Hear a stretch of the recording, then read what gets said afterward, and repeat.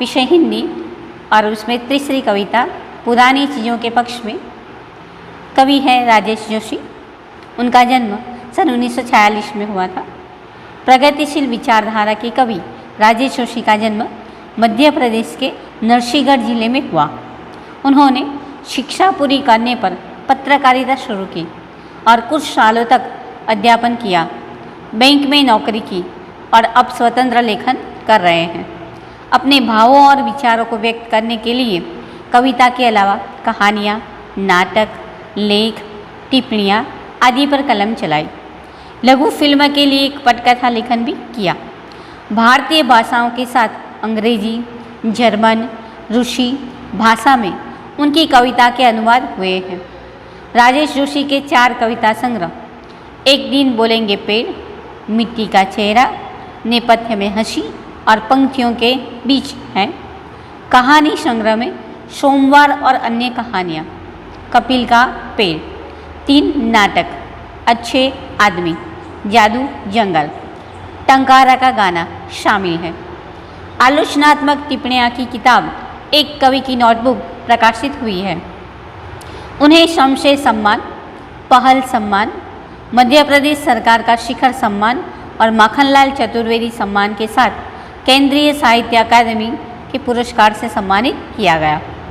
राजेश जोशी की कविता में स्थानीय बोली, बानी मिजाज और मौसम सभी कुछ व्याप्त हैं। प्रस्तुत कविता में सच के साथ मनुष्यता को बचाए रखने के लिए निरंतर संघर्ष करता मिलता है। आधुनिकता के बढ़ते कदम से दुनिया के नष्ट होने का खतरा जितना प्रबल है, उतना ही जीवन की संभावना की खोज में कवि क्या है, बेचैन है। आओ आज हम सब इस काव्य को समझेंगे। कितनी ही बदल जाए ये दुनिया, कवि ये कहते हैं कि दुनिया कैसी है, परिवर्तनशील है। उसमें हर रोज़ नए नए बदलाव या परिवर्तन आते रहते हैं, लेकिन फिर भी कवि ये कहते हैं काम आती रहती है लोगों की कुछ पुरानी चीज़ें हर वक्त। कवि कहते हैं नए नए परिवर्तन होते रहते हैं, लेकिन फिर भी कुछ पुरानी चीज़ें ऐसी हैं जो हर वक्त मनुष्य के काम आती रहती हैं। नानी की कहानियाँ, नानी जो है हमें ज्ञानप्रद कहानियाँ सुनाती है वे, और दादी के घरेलू इलाज के नुस्खे। कवि ये कहते हैं कि दादी जो है हम जब भी बीमार पड़ते हैं तो घरेलू नुस्खे हम पर आजमाते हैं, वे भी हमारे काम आते रहते हैं। काम आते रहते हैं जैसे सदियों पुराने पहाड़ और प्राचीन और स्मृतियाँ उनके किनारे बसी सभ्यताओं की। कवि कहते हैं कि सदियों पुराने जो पर्वत हैं वे, और प्राचीन जो स्मृतियाँ हैं वे, और उस प्राचीन स्मृतियों के किनारे बसी हुई सभ्यता भी क्या करती है, हमारे काम आती रहती है। उसके अवशेष आज भी हमारे काम आते रहते हैं। कंप्यूटर और सैटेलाइट के इस युग में कवि कहते हैं कि आज का युग कौन सा है, कंप्यूटर का और सैटेलाइट का युग है, लेकिन फिर भी दुनिया की हजारों सड़कों पर दौड़ती रहती है हमारी पुरानी साइकिलें। कवि कहते हैं कि आज देश में जो है बड़े बड़े आविष्कार हुए हैं, कंप्यूटर भी आ गया है, सैटेलाइट भी आ गए हैं, लेकिन फिर भी आज दुनिया में हजारों की संख्या में सड़कों पर क्या दौड़ती रहती है, पुरानी साइकिल। ये यही बताती है कि साइकिल पुरानी होने के बावजूद भी कई सारे लोग उसको क्या करते हैं, चलाते हैं।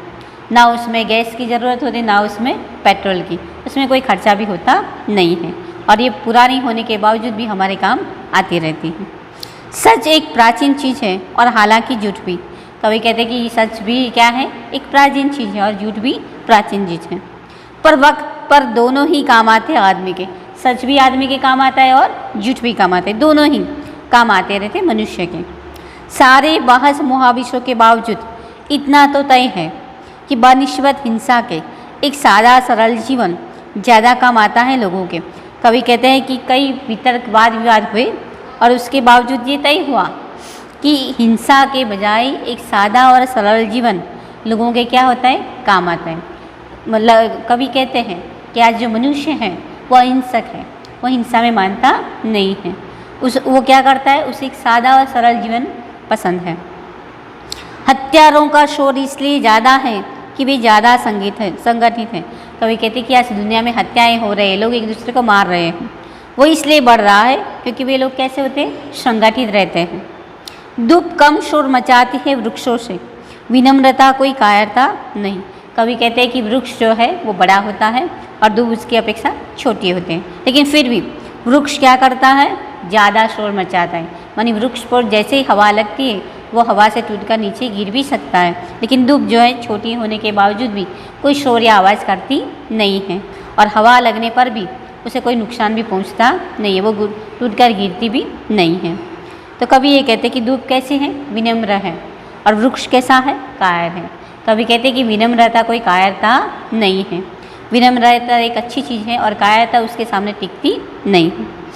नई नई मूर्खताओं के बावजूद बची रहती है। कवि कहते हैं कि दुनिया में नई नई मूर्खताएँ होती रहती है, लेकिन फिर भी कुछ चीज़ें बची रहती हैं। क्या बची रहती है, पुरानी समझदारियाँ, जो प्राचीन समझदारियाँ हमारे पास है वो बची रहती हैं। स्मृतियों में बची रहती है, यादों में बची रहती है। क्या बची रहती है, थोड़ी सी टिश और थोड़ी सी मिठास।